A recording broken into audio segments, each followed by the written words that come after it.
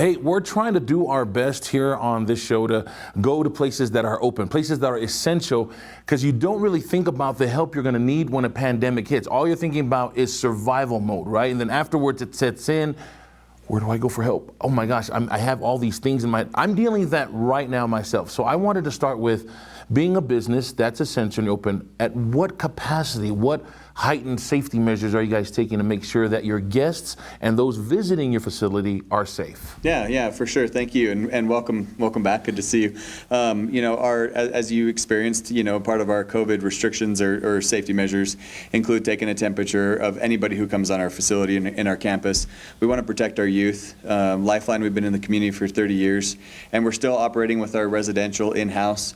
Kind of hard to provide that service when a youth's really in crisis and at need of that level of intervention. But our day treatment and our intensive outpatients are both on Zoom, and we're just trying to minimize the risk to any employees, any people. We're trying to be socially responsible and keep everyone safe. But our residential is up and operating. That's got to be a difficult task to take on, considering that you're trying to help people who come here for help for you, right? And then also putting the pandemic on that.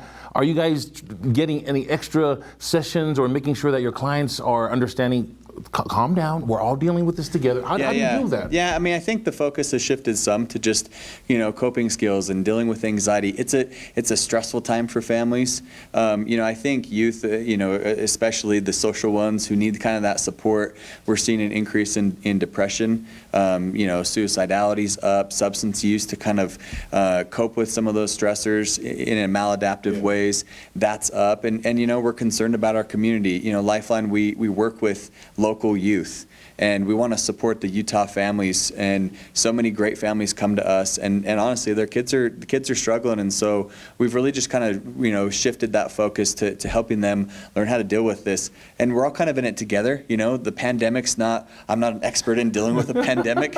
I'm still struggling with my own stuff at times, right? Like I think even adults, it's kind of new for everyone, and so I think we're trying to have compassion and just still love the youth. Yeah. We love the youth and families, and we just want to try to be in this together. We haven't had a pandemic, so when I hear people say that, oh, this is our expert about, we haven't had a pandemic in a long time. What makes you an expert? What I mean? Oh, for We're sure. all trying to learn through this together. Absolutely. I was wondering about, because as humans, we want that contact. We want to shake hands, we want to hug. Yes, yeah. How much more difficult has that been what are some other positive cues that you're able to give some of us that are struggling when they come in asking for help? I think praise and words of affirmation. I think those things matter a lot. It is weird though, those greetings, and there's not a hug, and there's not a high five, and hey, it's so good to see you. But it's almost like it's incomplete. Do you know what I'm saying? After this, I want all right, man, that was great. You know what I mean? It's like the human thing. Yeah, for sure. Yeah, it's an important thing, and so I think we try to replace it with words of affirmation. Sometimes activity. Sometimes we had a youth yesterday. I brought him in some of his favorite treats for his birthday, and just doing little things to make sure people still feel loved and cared about. It's an important time right now to do that. Now, for those of us who maybe they don't recognize that they are having a trouble during this pandemic, it's their teen or it's a child or somebody who they know and love, what is the best way to reach out, maybe find out if you guys can help them?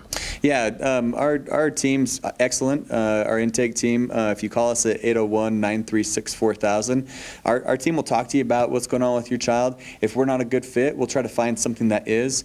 A lot of youth, parents start worrying on the early stages. We want to get them into outpatient, providers, not even necessarily at Lifeline. We just want to help any youth or any family that comes our way. Now, I'm not saying that you do have a special, but we always like to ask at the end if there's some kind of discount or anything like that. Maybe there's operators standing by to give some information right now. Yeah, we'd love to. Our intake people will work for free.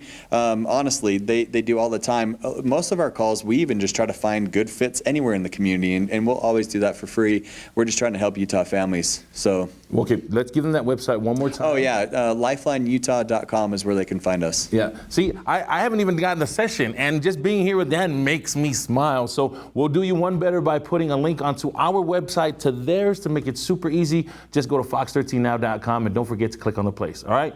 Be well. Bye, guys.